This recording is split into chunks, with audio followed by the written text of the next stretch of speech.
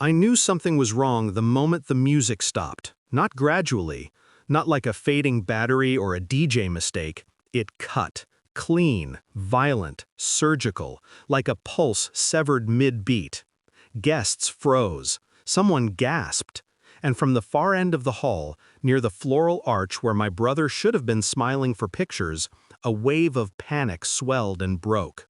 I watched it all from the service balcony above the reception floor, unseen, unnoticed, where I had been standing for exactly 3 minutes, waiting. The chandelier lights flickered against the polished marble, catching wide eyes, trembling hands, a bride already lifting her veil as if oxygen suddenly became hard to find. I didn't breathe, not yet, because the moment I'd been crafting, quietly, surgically, had finally begun. And it all started with one sentence I heard 2 months earlier, spoken as casually as choosing a restaurant. The greatest gift you can give your brother's wedding is you vanishing from this family forever. I didn't fight, didn't scream, didn't even ask why. I just packed. I just walked out. The door clicked shut behind me with a kind of finality that felt merciful. And the wedding day came, with only panic. People assume betrayal is one catastrophic moment, one betrayal, one wound. They don't understand. My family specialized in a slow bleed. I grew up as the placeholder child, too quiet, too strange, too inconveniently myself. My brother, Daniel, was the miracle, the golden son, the heir to expectations I was never allowed near. If he breathed, they applauded. If I excelled, they blinked, confused more than proud. I learned to fold myself small, sit in the corners, talk only when prompted. When things went wrong, it was always my fault. The weather, the mood, the tension, me. They mastered subtle cruelty, the kind delivered with smiles, the kind no stranger would notice, the kind that burrows under your ribs until you start apologizing for existing. So when they told me to leave the family as a gift, it wasn't new, it was just final confirmation. And strangely, it felt like the first honest thing they'd ever said to me. 2 weeks before the wedding, I learned the unspoken reason behind their sudden eagerness to erase me. Daniel had gotten into financial trouble, deep, reckless, reputation-threatening. He'd drained accounts he shouldn't have touched, and my parents were desperate to protect him. Their solution?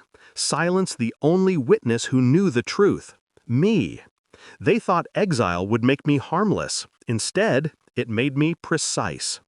The shift happened the night I sat alone in my apartment, replaying every conversation of the last decade. I stopped hurting, stopped flinching, stopped wanting their approval. I became deliberate. Every betrayal they thought I was too fragile to act on, I cataloged it.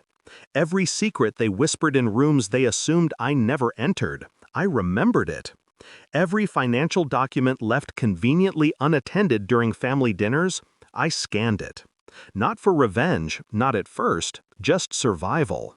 But survival, when sharpened, becomes strategy.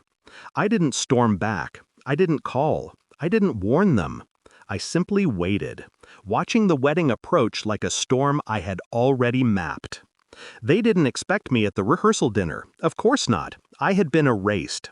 So when I stepped inside, every fork froze midair. My mother's smile peeled off her face. My father's jaw clenched like a trap.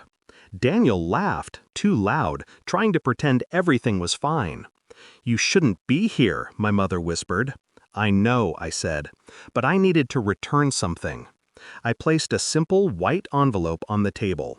I didn't sit, I didn't blink, I didn't break. My father snatched it, opened it, then went still. Not a photo, not a letter. A copy of the financial report Daniel thought he'd deleted, and the notice from the accounting firm confirming the investigation. Daniel's face drained. The bride's mother started whispering. My mother touched the table with trembling fingers like she needed the grain of the wood to ground her. "You wouldn't," Daniel choked. "Wouldn't what?" I said softly. "Tell the truth?" My voice didn't rise. Theirs did. Panic spreads faster than fire. The real trap didn't spring until the wedding day, because the report, just bait.